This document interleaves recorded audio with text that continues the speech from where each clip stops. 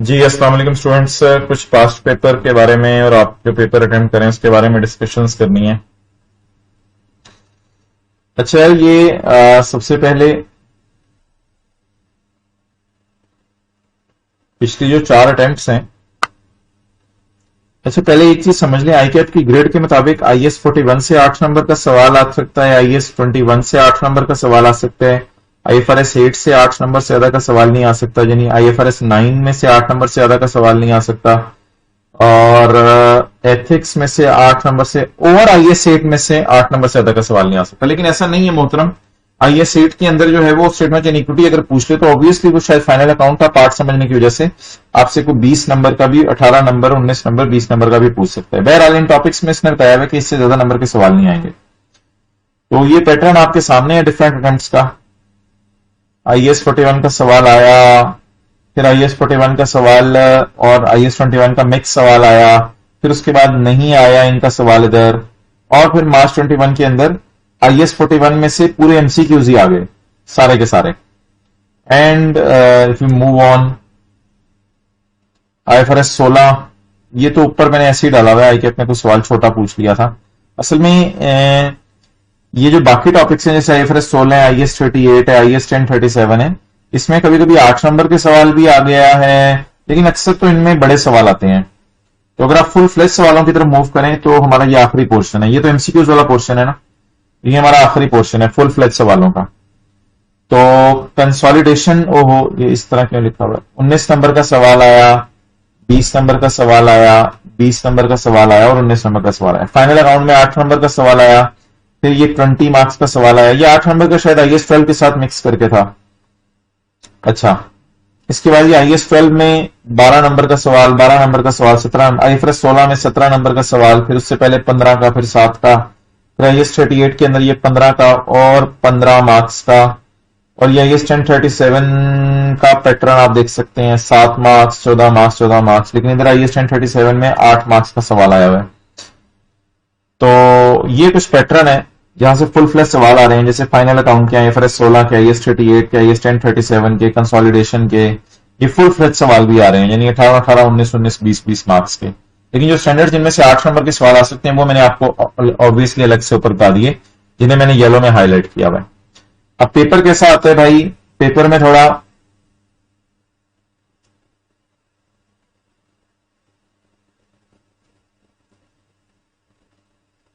ये मैं पिछली से पिछले अटेम्प्ट की तरह जाने लगा हूं।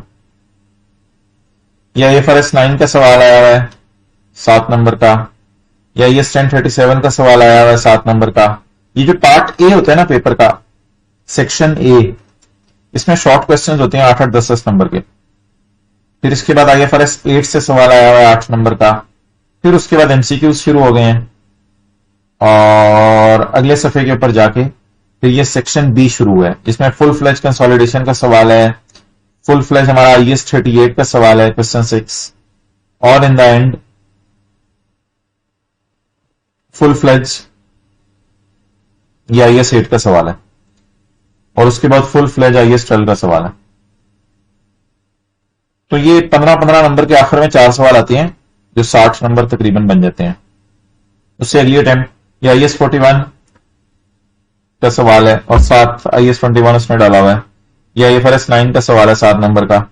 ये उसके बाद एथिक्स और इफ्रिक उसने मिलाया हुआ है, और उसके बाद MCQs आए हुए हैं, और उसके बाद लीज का सवाल है, और फिर फुल फ्लैश कंसोलिडेशन का सवाल है, और IS 38 का क्वेश्चन है, तो ये, और IS 1037 का। तो ये आखिरी पोर्शन के अंदर 15-15 नंबर के कुछ 4 सवाल आते हैं, इस तरह समझ लें आप।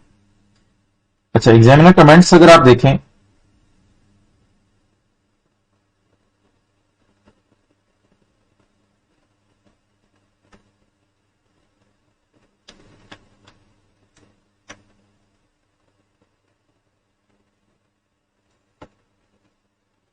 ये पिछले से पिछले अटेम्प्ट ऑटम 2020 के एग्जामिनर कमेंट्स हैं। Overall passing is 35% consistent with the previous examiners performed well in section A, वो जो शॉर्ट क्वेश्चंस थे। however their performance in section B was not satisfactory, the highest score was 81। सबसे ज्यादा जिस बच्चे ने मार्क्स लिए, जिसने गोल्ड मेडल लिया होगा शायद, वो 81 मार्क्स लिए। पुअर परफॉर्मेंस इन 3 सवालों में थी. Though the difficulty of question was on higher side, the poor performance was unexpected. It was observed that examiners spent lot of time to complete the answer, specifically question based on consolidation. उस पर बहुत ज्यादा time लगा दिया. Resultantly, they were not able to complete the paper within the allotted time. Examiners are therefore strongly advised to switch to next question after they have spent reasonable time. Reasonable time क्या होता है भाई? मिसाल के तौर पे सवाल 10 number का है, आप इसको 1.8 से मल्टीप्लाई कर दें, ये 1.8 एक फैक्टर है, तो 18 मिनट के अंदर आपको ये सवाल कर लेना चाहिए. तो 18 मिनट में 10 नंबर वाला सवाल आपको कर लेना चाहिए अगर 3 घंटे का पेपर है. This practice will help them to attempt all questions करना मोहतरम जरूरी होता है, बजाय के आप जो है वो एक ही सवाल में फंस के रह जाएं.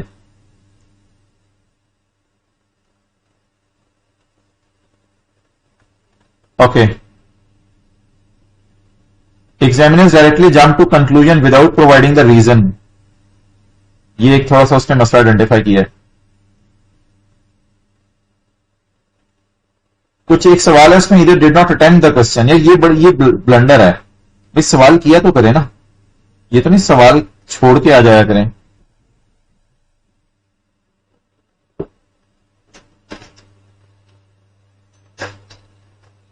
कहते रिवोल्यूशन सरप्लस और अनपेड डिविडेंड उसने इकट्ठा करके शो कर दिया, और ट्रेड एंड अदर पेबल्स में unpaid dividend trade and other payables में डाल दिया, हालांकि बैलेंस शीट के फेस पे आना था. इस किस्म की उसने कुछ डेफिशिएंसीज आइडेंटिफाई की हुई हैं. अच्छा, इसके बाद रिकॉर्डिंग हो रही है. इसके बाद नेक्स्ट अगर आप मूव करें, एक सवाल examiner just quoted the text of standard without reference to the question and did not form their own opinion. तो सिनेरियो से लिंक करना होता है भाई, स्टैंडर्ड सिर्फ कॉपी पेस्ट नहीं कर देने होते. Examinees have an idea of treatment, however it was generally noted that proper reasoning for the same was not given. IS 1037 में इस तरह मसला होता है, रीजनिंग आप साथ नहीं दे पाते. अच्छा, ये जो मसले हैं मोटे मोटे वो वही हैं. एक ये जनरल जो इसका कमेंट होता है, the importance of coverage of syllabus is further increase due to inclusion of short questions. तो कहते हैं सिलेबस कवर पूरा किया करें, बजाय के सिलेबस में थोड़ी थोड़ी चीजें आप कर जाएं तो वो आपके लिए मसला होगा. तो सारे टॉपिक्स को आपने कवर करना है. Almost all areas of the syllabus are examined in some way. कहते किसी ना किसी तरह सारे एरियाज में टेस्ट कर ही लेता हूं, इसलिए कुछ भी छोड़ के ना जाया करें. ओके. कहते हैं overall passing ratio is 30% lower than two results of 50 and 39. 25% examiners were short of 9 और लोअर मार्क्स, यानी कि 41 से 50 की रेंज में 25% लोगों के मार्क्स आए, जो कि इजीली ऑब्टेन कर सकते थे नंबर अगर सारे एरियाज ऑफ सिलेबस कवर कर जाते हैं. Highest score was 93, showed that paper could manage well. तो पेपर आराम से हो सकता था. जिस बच्चे ने 93 मार्क्स लिए उसने भी तो पेपर किया ही है. Performance in all questions of section B were poor performance in फला question. All the examiners are using past paper as key element, लेकिन उनको प्रिपेयर रहना चाहिए कि टॉपिक सब टॉपिक्स में वेरिएशंस आ सकती हैं as compare to past papers. Okay. तो ये थी भाई मोटी मोटी ये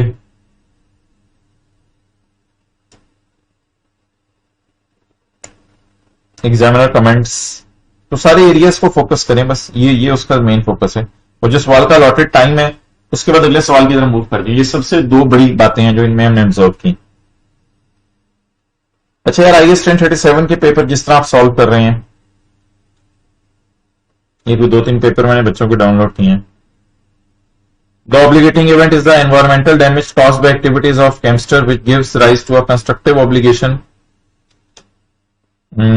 because the conduct of the entity has created a valid expectation on the part of those affected by it that the entity will reinstate the environmental damages. Or an outflow of resources is probable, so a provision has to be recorded. Provision आपको record कर देनी चाहिए for the best estimate of cost. ठीक है भाई, इन्होंने बिल्कुल अच्छे पैटर्न में लिखा है. और next, as at 31 December Chemster PLC should record a provision because at reporting date there was a present obligation in respect of past event. और ब्रैकेट में इन्होंने past event भी बताया है. जी बिल्कुल भाई, अच्छा किया है इन्होंने. और आगे अमाउंट्स और एक्यूरेसी वगैरह मुझे नहीं आइडिया, क्योंकि वो मेरे पास अभी क्वेश्चन पेपर नहीं है. For an amount of rupees इतने provision shall be made as there is a present obligation as the result of past event, that is explosion. for an amount of rupees 9 million. ठीक है. For remaining claim of 40% as it is possible it may be received from supplier, so it is should be disclosed as an asset. नहीं, should be disclosed as a contingent asset. ये बता के आए ना. For an amount of rupees इतने contingent liability will be disclosed giving brief description of event and estimate of financial. हाँ, ये इधर भी बता के आना है. जब contingent asset होगा तो brief nature of event and estimate of financial effect का लिख के आना है. For remaining 3 employees, there is a remote chance for an outflow as it is not probable. Will win the so need to disclose. So no need to disclose it even. यानी disclose भी करने की जरूरत नहीं है. For insurance claim of इतने as it is virtually accepted, virtually certain का लफ्ज़ है, virtually accepted का लफ्ज़ नहीं है. As it is virtually certain because it is accepted by insurance company, इस तरह लिख सकते हैं. So it will be recorded as a receivable by debiting the asset. ठीक है. For remaining 40% claim, there is a remote chance of winning the case. So it should not be disclosed. कुछ ऐसे आगे लिख के आए ना. It is indicative of a condition that existed at balance sheet date, so it is an adjusting event. यार event का जिक्र तो कोई किया नहीं. ये क्या बात हुई? कुछ लिखा ही नहीं. तो भाई कुछ आगे सिनेरियो के साथ लिख के तो आए ना कि कौन सा इवेंट है और क्या हुआ है जिसकी वजह से ये जवाब आपने दिए. Okay, next.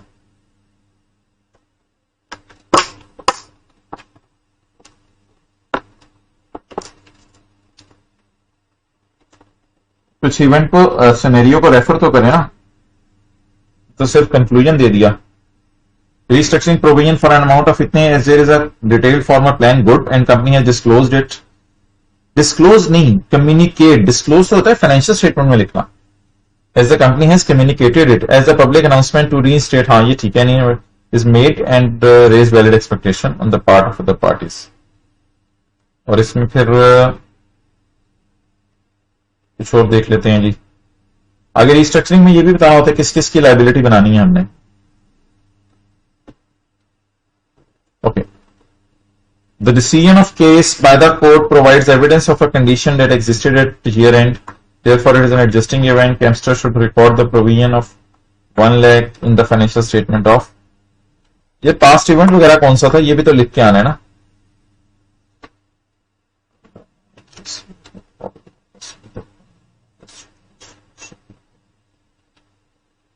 ठीक है जी. वो जो लिखने का तरीका आपको बताया हुआ है उस तरीके पे जरा फोकस करें. बाकी ये कुछ दूसरे पास पेपर्स हैं.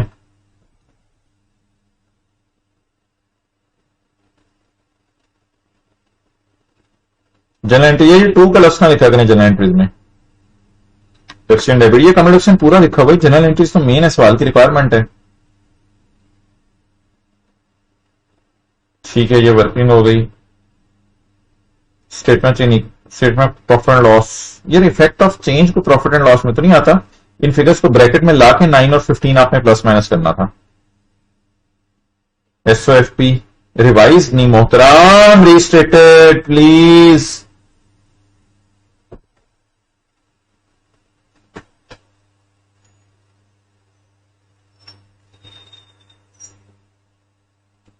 यार इस तरह की एरोज ना लगाओ ब्रैकेट में. जब आपने लिख दिया तो डेट इज एनफ. ठीक है. Attributable to. ना यार, ये बैलेंस शीट के फेस के ऊपर आपने एब्रिविएशंस यूज की हुई हैं. ये क्या किया हुआ है?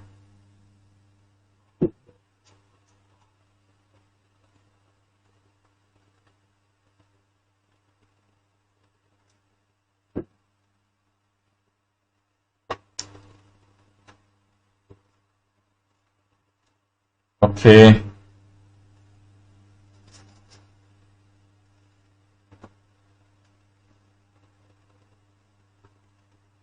नेक्स्ट. इस तरह ना करो. ये लीज मॉडरेशन शेड्यूल, ये डैश डैश कराने की जरूरत नहीं है. बस ठीक है, या जितना चाहिए था उतना आपने बना लिया. That's enough.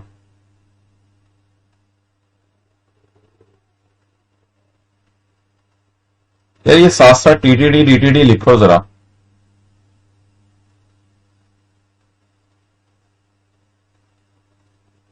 According to Code of Ethics, a member should not disclose any confidential information to anyone, even his family or friends. इसमें यार जो लैंग्वेज याद की है ना, कोशिश करो वो लिखो.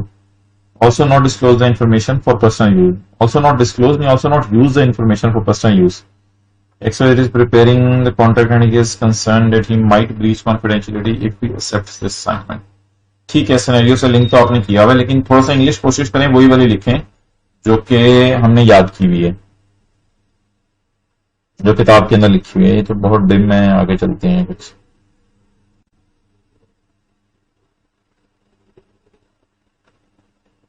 गुड यार, इसने रीस्टेटेड लिखा हुआ है बैलेंस शीट बनाते हुए। प्रॉफिट एंड लॉस भी पिछले साल का बनाया है, ठीक है, रीस्टेटेड लिखा हुआ है।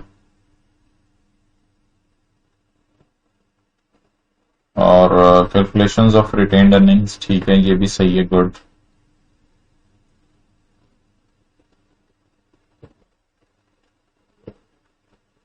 कैलकुलेशन ऑफ रेंटल्स, ठीक है, ये बड़ा अच्छा किया हुआ है कि वर्किंग्स के नाम दिए हुए हैं ताकि वर्किंग पता चल जाए।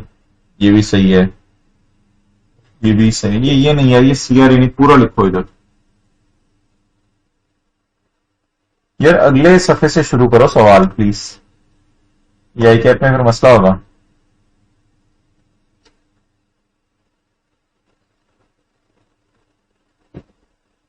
यार ये भी ज्यादा यहाँ डिटेल ना दिया करो बेशक, 31, 12, 11, और ये बहुत ज्यादा डिटेल में चला जाता है, टाइम लग जाएगा आपका। बस एक साल में, आखिरी साल में एक दफा बता दिया ये 31, 12, 13 की है।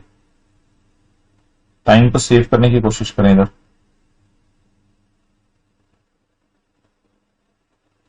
This principle imposes an obligation on all chartered accountants to avoid any action that he knows or should know may discredit the profession, since Qasim may use confidential information relating to his.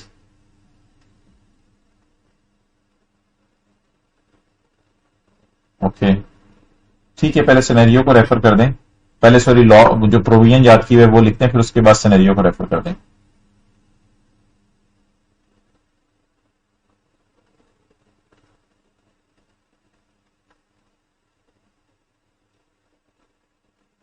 यार ये ठीक है, rupees in million भी लिखना है, ये सारा भी लिखना है, हैज ऑन भी लिखना है, रीस्टेटेड, गुड यार।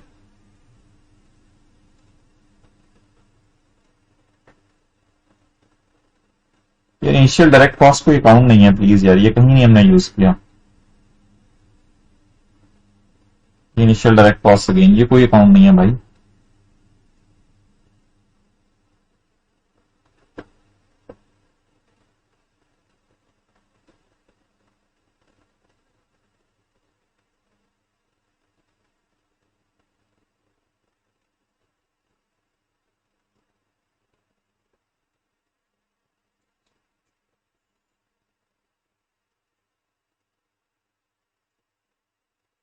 ओके,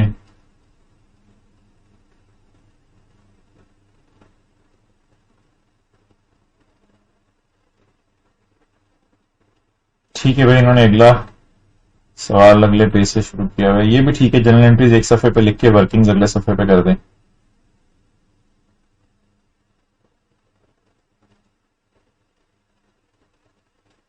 ठीक है जी, ओवर। बस इसमें कोशिश करें जो किताब के अंदर पैटर्न दिया है ना सॉल्यूशंस का, उसी पैटर्न के ऊपर रहें। इस पैटर्न पे रहेंगे इंशाल्लाह फायदा होगा आपको।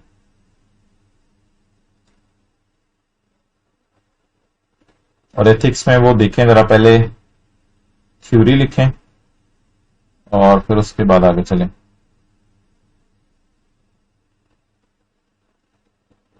यार ये ना GI is equal to down payment plus rental, इसमें अगर रेलिवेंट चीजें लिख दो, अगर सारी चीजें नहीं गिवन तो ऐसे ही फिर टाइम जाया करे हो आप फॉर्मूले में।